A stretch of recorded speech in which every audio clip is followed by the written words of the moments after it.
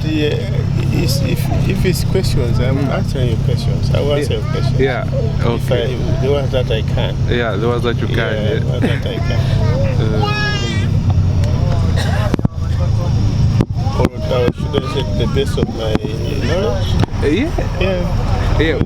Because like, we've been talking about how sometimes a good idea could come from a random person. It doesn't just mean just because someone is in power, whatever they say is the best. It could even be from a kid, a child. They can say something that's right. Important. Yeah.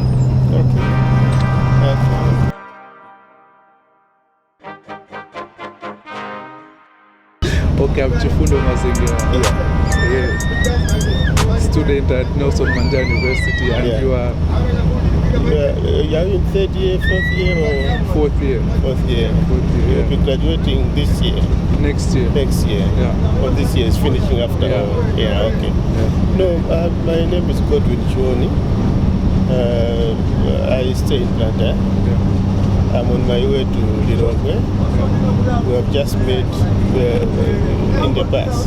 On a coach which is bound from Tuzu, but I'll be disembarking in Lilongwe. So I just want to know what you're interested in.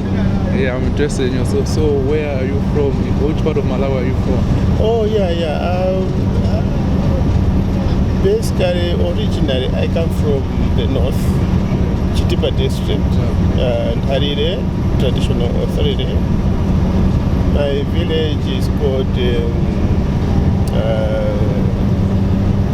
Kapyongo, or Mutare now, or Zorogere village. So, however, I left my village a long time ago in the 70s. As a lecturer. I ended up being a lecturer in the end. But I started somewhere else, doing different jobs and training, retraining and all that. Then I ended up being a lecturer at the Staff Development Institute at Upemba, which is in Blantyre. It's a government college. So there I taught for about 25 years. Then I retired. And I'm staying in Blantyre, which is like my retirement home. Now I'm just going to visit my daughter who is in Lilongwe. Okay. That's good. So you're a lecturer? Yes, I've taught at that place. I've taught at the Polytechnic. I've taught at Camus College of Nursing, which is the same Polytechnic, and I've been all over. I've been to the UK. I've traveled with my family. I've worked in the UK at some colleges there. And now I'm back. I think I'll not be doing any travel, just to go to see my children, maybe if I go to the UK. But otherwise, I've told myself I don't want to work. I will sit down and enjoy my retirement. So over the years, due to the, let's say, the education system, what has changed over the years since the time you started? Education system, for Malawi, since I've been in the tertiary area, I think to begin with, for example, in the tertiary section, universities, for example, the government used to foot over the bills for the students. So you just know that after secondary school, you get selected to a course at the University of Malawi. You enter the program, and in fact you are even being paid some money to do the course. Today the whole thing has changed, so you have to pay money to do the university. And also what has changed also is the proliferation of several educational institutions in the country. So many universities have come up because the policies of the government have now changed. They have opened up the doors, not just secondary schools, so many private secondary schools, so many privately owned universities.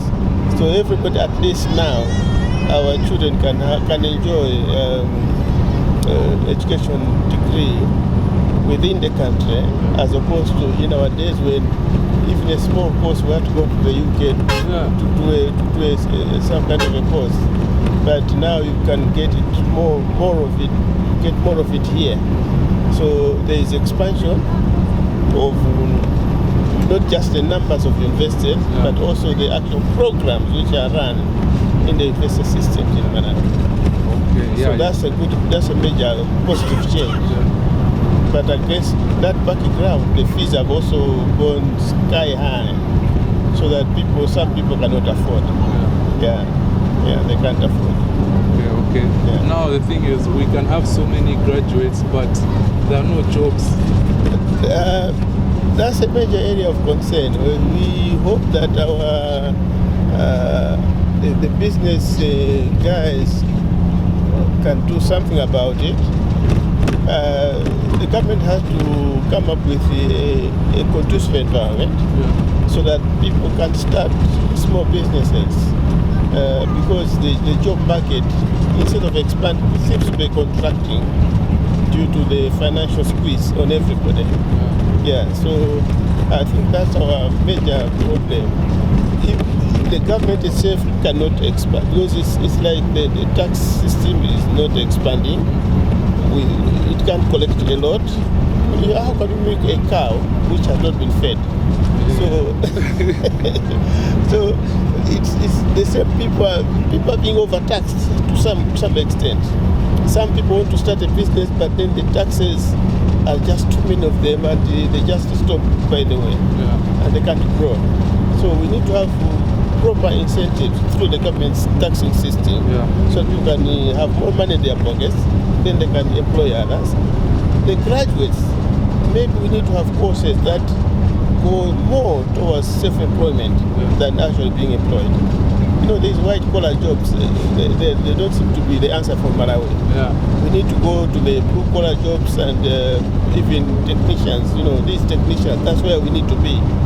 It's a good thing that the government has started these community colleges, but we hope they are equipped properly and they are staffed properly, so that the students who graduate from there can have self-employment status. Because that's what I see could grow this economy. I mean, everything starts from somewhere. From a humble beginning, you can have a conglomerate. I mean, you have big shops which started like a hawker or a grocery, small grocery somewhere, but it's grown. They grow. So that's what we need. We don't need people to seek employment every time. So we have to have a mind change in terms of what programs do we give to our students? What do we tell them about the world out there? But if we give them dreams which will not be realized, then we have a bigger problem as well. Because you graduate from a university and you say, I will be a boss, you want a necktie and a suit, you find that there's no such job out there. Instead, what you get is maybe a tractor which has to plow a field. Because Mali wants to grow maize, they want to grow cotton, they want to grow tea, they want to grow. So we need to see where is our focus as a nation. So it's a political issue, it's an economic issue, it's a professional issue in terms of what we teach in the universities across the country. Even in secondary school, I mean, we have to start from the very beginning, even from nursery. The nursery, we need to look at what are we teaching the students. Science and technology, for example. You know what has happened is it's interesting because for more than 30 years, our own government departments, we never had this. The Ministry of Education did not have science and technology added to it. It was after 30 years that we thought we should say education, science and technology, which means we are late. We're very years late. We are so many years late. We are 51 years, 51 or 52 now as a country, but in terms of developing of science and technology, integrating it into the education system, I think we are so many years back. So many years back, and we need to catch up. We need to catch up. Because from what we have, what I believe is this, that God has given a measure of wealth to any country. And the people must be told where the wealth is. and then give them the skills to extract that wealth. Because look at just working at the tertiary level, that cannot help us. Yeah. You have to extract the wealth from the ground. It's there. So in Malawi, where is our wealth? It could be a combination of factors. Yeah. The mining sector has not been exploited to the full. The agricultural sector is a soul which has not given us a lot of products. The agroforestry issues are there. All these hills you see, they are just bare now. Why are they covered with trees which can grow the timber? We need timber. We can't even export timber. Yeah. So there are several things that we can grow, which we can export.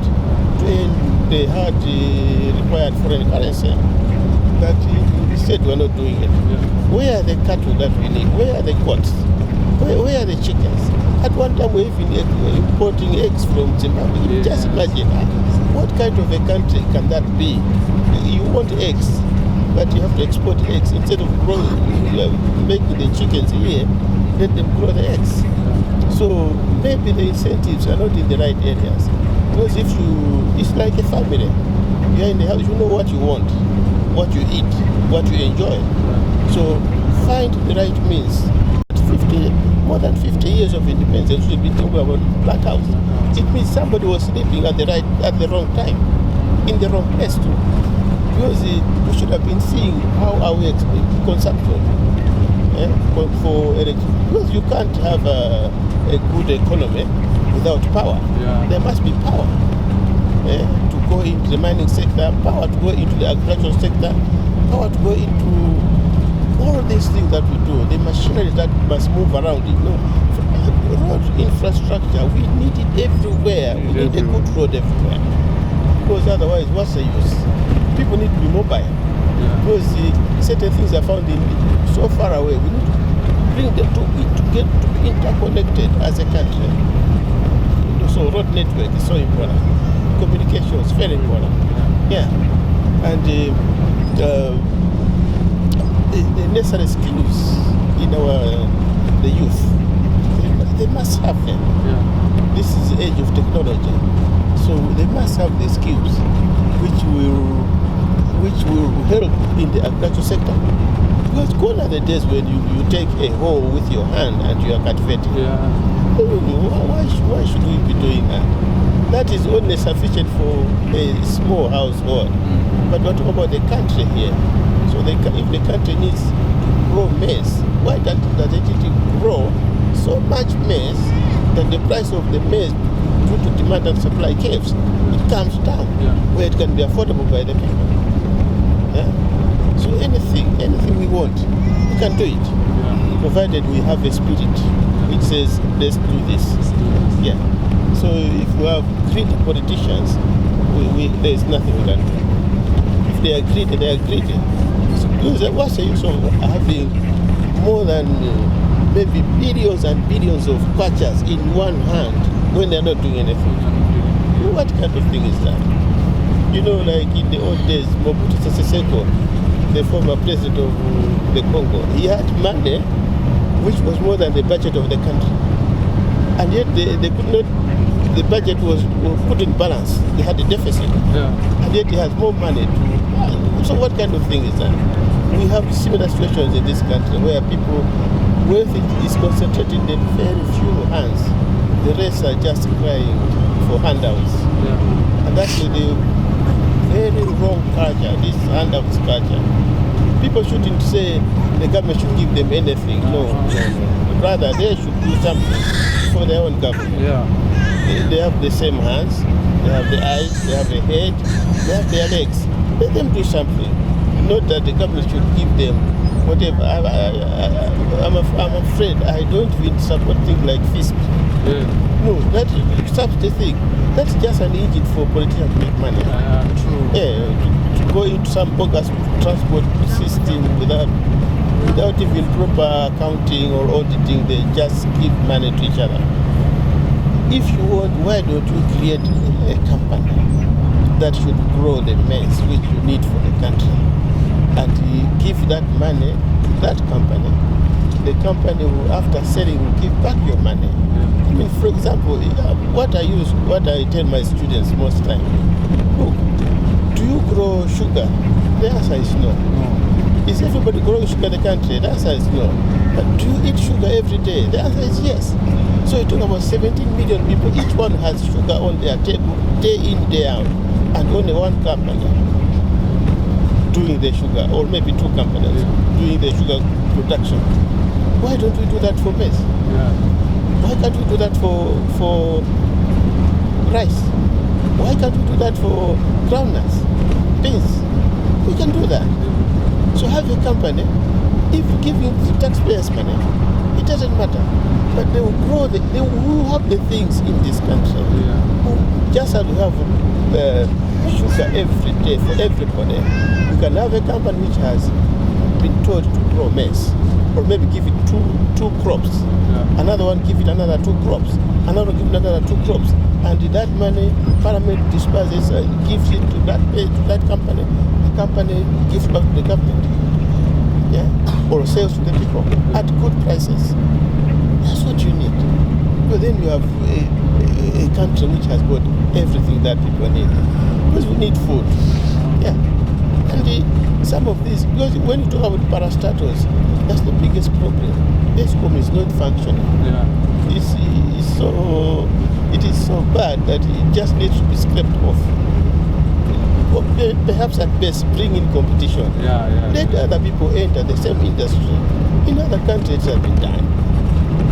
I know when I was in the UK, you had several people, even in generation, have several companies. Why? Another one would be in solar aspect, another one maybe in water, hydroelectric, another one in maybe wind energy, another one in something else. Yeah. All of them selling their power to the national grid. Would we have any blackouts? No, I don't think so. We are too small as a country, very small compared to other countries. And yet other countries they have power every day and we don't. I pay DSTV and I can't watch my favorite programs. Why? There is no power. I don't like that. Can't like that. You have the money, but you can't do what you want to do. So no power, no development, no economic development, no sustainability of any project that we want to do. Because you still need power at the end of the day. Whichever way you want to look, is it a secondary school they will need power? Is it the university they will need power? Is it the production of crops they will need power? Everywhere they will need power. Is it leisure they will need power? So everywhere we need power. Blackouts, they are economic suicides for the country. Yeah, true. Now the thing is, we have educated people in power. Yeah. But now, can we say we also have God-fearing people in power? That's a very rare combination. Yeah. Very rare. I think absolute power corrupts. Yeah. There are dark forces out there. Very dark forces out there. I don't know what happens when people get into real positions. Because you should know that when you talk about men of God being in power, it's a difficult thing to find there. Why? This world is this earth. Even the Son of God said the person, or can you say the ruler of this world? Yeah? That's how we refer to the devil, the ruler of this world. So he has power somewhere. And I don't know where our politicians get their power. Is it do they ask God, or do they ask from these other courts? Yeah. So that's where the problem is. There are some dark powers out there which are behind it, most of these influential people. And when that is the case, they don't care. They'll do it for themselves. But that's the devil is always there to steal, to kill, and to destroy. Threefold mission. Yeah. But those who hang on to God, the living God, they will always be successful. They will go through. Yeah, they always do the right thing. Yeah. But I don't know about politicians. Because I'm so suspicious about where they get their power. Yeah. Because this world is so corrupt. So corrupt. And everybody can see what is happening. Yeah, everyone can see. Yeah. So are you? I mean, if you people don't go, if somebody doesn't go to church, maybe go somewhere else. Yeah. And because the Bible says, if my people who are called by my name, if they humble themselves and confess their sins and come to me and cry to me, I will hear in heaven and heal their land. Do you think Malawi doesn't have a problem that God needs to come in? We have so many of them. And do you have our leaders called for National Day of Prayers? Not the current administration. I can't say that about this current administration. Yeah. So if the problems are there, and yet as a nation we don't pray, we don't seek God's face. So which face are we seeking? Yeah. So the answer is your guess is as good as mine. Yeah. So that's where the problem can be. Because when a leader is in power, if he does not derive his power from God, then his leadership is useless. When you are not the president, you think that when you get into that position, you'll be ruling the country. But when you get to that position, you find that it's not you who is ruling the country, it's other people who are ruling the country. Yeah. So who are these other people who rule the country and not the president of the country as powerful as the United States of America? There are dark forces out there. Yeah. And even my friend was telling me how aid doesn't really help us as much as we think it does. Aid? Yeah. That's the worst part. Yeah. I did, when I was doing my second degree, at the University of Huddersfield in the UK, I had an injection of that bit. I started that bit. This aid, the basic point is this. Every country has got its own problems for its own people. Yeah. There is no pleasure in any country helping a poorer nation at the expense of its own citizens. It doesn't work. So if it is international aid does not help you, it helps the one who's giving. Yeah. That's the basic point. We should never be fooled that somebody is helping us. No. They are helping themselves. They are helping themselves. It's not helping us. Yeah. No. They also have their own socio-economic development issues there. So how do they solve it? Right? Look, appearing to be helping you, but no, they are not helping. It's just like the devil, the issue of the devil, where he gives you with one hand, takes back with 4 hands. That's how it is. So aid doesn't help, because sometimes they will say they will announce big figures, but the truth is there's no money that comes here. Why? They will send technical assistance, their own people. So if for them it's a way of solving their unemployment problems out there, they will come here, do this, do that. All the monies are left back there. So and when they are here, they will be miles apart. Yeah. So they are not helping us. They are helping themselves. Yeah. And another part is this. When they say they want to give us aid, sometimes you have got troubled spots around the world. Yeah. Maybe there's a civil war or some kind of a situation there where people maybe there's famine, whatever. They know that they will not eat well in their own countries. They'll have a problem of migration. People seeking greener pastures or even coming for food and shelter. So the best way is to keep them there, containing the situation there by saying, we will help you. Yeah. But actually they're helping themselves. So you don't flood their own cities and towns and spoil their own party there. Yeah. So they're helping themselves. Yeah. And sometimes they will be behind certain disturbances. If they create a disturbance here, then you start crying for help from them. And in fact, as you are busy, perhaps fighting or whatever, then they will be in your land now, taking the required resources. mineral resources. Because you know, if you are disturbed, anybody can do anything. Yeah, you look at the issue of the Congo DRC, the diamonds. They had to go because there's a civil war there. So anybody can now just help themselves with the diamonds. Yeah, because there's no government. That's government. Yeah. So if things are in the rebel hands negotiate for arms. They want arms. I mean, sometimes they will start this trouble because you know that you have too many guns. You want to sell them. So how do you sell guns when there is no fighting? There's no fighting, yeah. So you are helping yourself by creating some trouble out there. Few people will die, but for you, the guns will be sold. So this country, the first world, we have to be so careful with them. They can't help us. Yeah. We have to stand on our own and help ourselves. Yeah. Now, at the level where we are. Yeah. Yeah. Okay. So who are we? Who are Malawians? Because my friend was telling me Malawians don't know who they are or how to do their things as them. Maybe they have lost their identity. Yeah. So we need to ask those vital questions. Ask ourselves, who are we? Where are we? Yeah. What is our current situation? We need those are scholarly. We need to have scholarly conferences, whether they are funded by government or funded by whatever, but or maybe they are not even funded.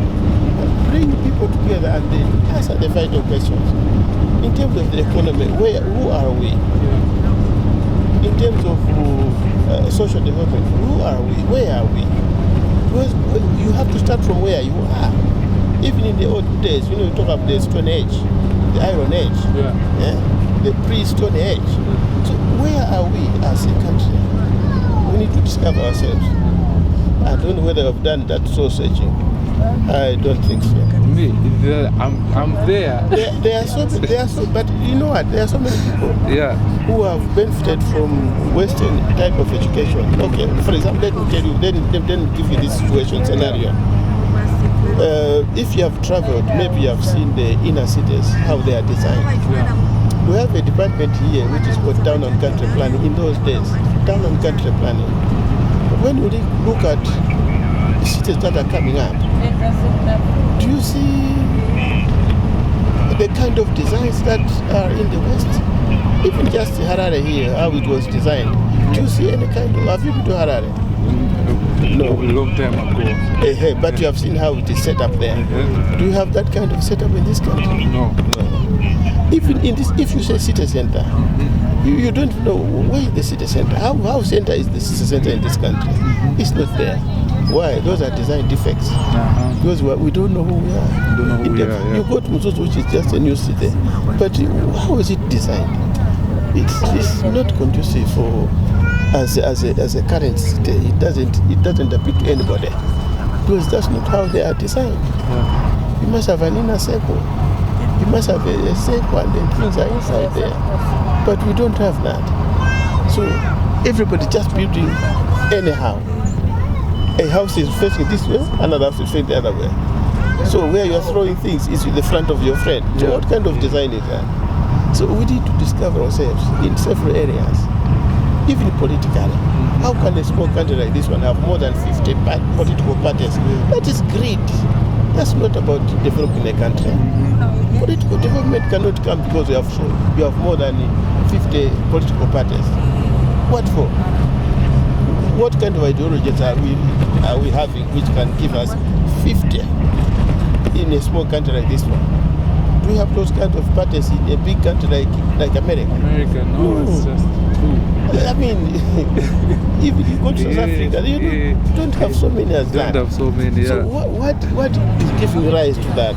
We need to discover ourselves politically, economically, socially, and the infrastructure development areas.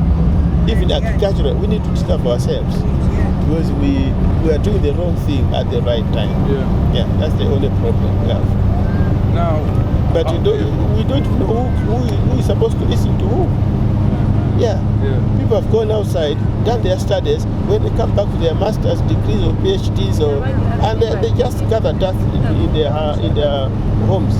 They cannot implement it because nobody is ready to listen to them anyway. Yeah. So who are we? Who are we? We're a pathetic lot at this point in time. Yeah. a pathetic lot. God save us. Yeah. Now, why don't people want to listen to these other people who come from outside? Greed. Yeah. Because you are now in South Africa, you're doing your studies. Yeah. When you come back, somebody will be saying, who does he think he is? Yeah. Instead of listening to you with your innovative ideas, they will just brush you off. Because they are the guys who you find in running companies. Most of them are doing it because of experience. Yeah. Experience, which is not even good experience anyway. Because the experience of doing the same thing in the wrong way for 50 years does not get you anywhere. It just makes you worse off. Yeah? It's experience, yes, but what experience? Doing the same thing in the wrong way for several years and you call it experience? No. That's not my kind of experience. Yeah. But there's always room for improvement. Yeah? So people don't want to listen to others because they think they will take over their own jobs. And all they are looking for is how do I secure the future of myself, my children, my grandchildren. That's all. Not even the country. At the expense of the national development. Yeah. And all these things you hear about corruption, it's greed. Nothing else. Because people are not, they are not happy, they are not satisfied with what they earn. Or rather, they would like to get things which they have not worked for. Easy money. So that's the devilish way of doing things. So everybody, we need the whole country to be, it is sick. It is in the intensive care ward. So it needs to be redeemed from there. Yeah. Because if I'm employed, why should I be dipping my hands into money which is not mine and I am feeling happy about it? People selling drugs which are meant for patients in the hospitals. So what are we saying? Eh? Money meant for roads just disappearing. What are we now saying? No, that cannot be a country. Yeah. So it's free for all. At one time you would think that is it a problem of democracy? What is it? Because in the campus, we have tested what campus used to do. Yeah. Apart from the killing aspect, the other side was very good. Yeah. Because you didn't have corruption at this level. No, you didn't. Yeah. So money was voted for and it did what it was voted for in parliament. And things you could see them. And the time he was leaving government, even the exchange rate was it 1-to-1 or 1-to-2 to the pound. Yeah. But today, oh my God. So what has happened? We have done something wrong somewhere. People are now, everybody says, what is in it for me, not what is in it for the country. So it's not the love of the country, it's the love of self. Yeah, it starts with me first. Yes. And that is the same thing for the civil servants, the politicians, the parastatals, everywhere. Yeah. So inefficiency is the order of the day. Because if you don't have the resources, or if the resources are not doing what they are supposed to do, there's no improvement. And if there's no improvement, there's no going forward. They're just going backwards. So the end result is people will just be crying. I think we have cried for too long. Yeah. So because seeing how it is, it seems like it's the next generations, kids coming up that will change the world. But what sort of advice can you give them? How should they go about it? The thing is, the kids, if given a chance, the advice would say that they shouldn't be looking at their fathers or their mothers or their uncles what they are doing. They should look at what is they should look at. We need to reinvent the new systems of running a country, not how this person did it. Now, what if the older people are refusing? We have a problem. Yeah. We have a big problem. Big problem. So one way of doing it sometimes would be, let's talk of maybe, like people should be given age limits. They should go after some point. But they keep on pushing it. Yeah, we should keep on pushing it down, so that the young men can come into the workplace. Yeah. But like now, is there any age limit for an MP? No. So an MP can keep on being an MP forever. So when will the others learn to be members of parliament? There's no chance. Yeah. So age limit for president, we don't have it. Why should we have somebody at more than over 70 ruling the country? Is he better than somebody at 30 years? Because even then, Are you telling me? they're unwilling to change. They're unwilling to change. Their brain is weak. Their physique is also weak. You can't teach an old dog new tricks, can you? The saying goes. So we could have an age limit. That please, if you are more than 60, don't become a leader of this country. Or maybe age limit down here. We can also say if you are less than 20, don't become a leader of this country. We can do that. So this can go for several things. What's the use of saying civil servants should retire at 60 and politicians should not retire at 78? Why? It doesn't make sense. It doesn't make sense. It doesn't make sense. So, but these are some of the things. Because they make the policies, they can't make policies which hurt themselves. No, they can't. Like this 50 plus bill. It will not go through, at least not smoothly, because it will hurt somebody. So they are not happy about it. Because it's a very simple thing. Very simple, to be fair and honest. We just have said, yes, we want that. In fact, we would have been saying, no, not 50 plus 1 is not good. Let's say 60 plus 1. So that the whole country should be saying, we have elected this person. But no, so that's greed. That just tells you that this is how bad we are. So these are the indicators of a sick society. Politically sick, economically sick, and socially sick as well. I mean, people come with a lot of promises when they're out there. They enter into politics, you don't see anything. What happens on the ground does not seem to vindicate what they promised. So what has happened? What is wrong now? Now that they are inside, what has happened? So those are some of the issues which you need to look at as a student and find out what is going on. Find out what are the causes. You need to focus on the causal effect relationship of things. What is causing this?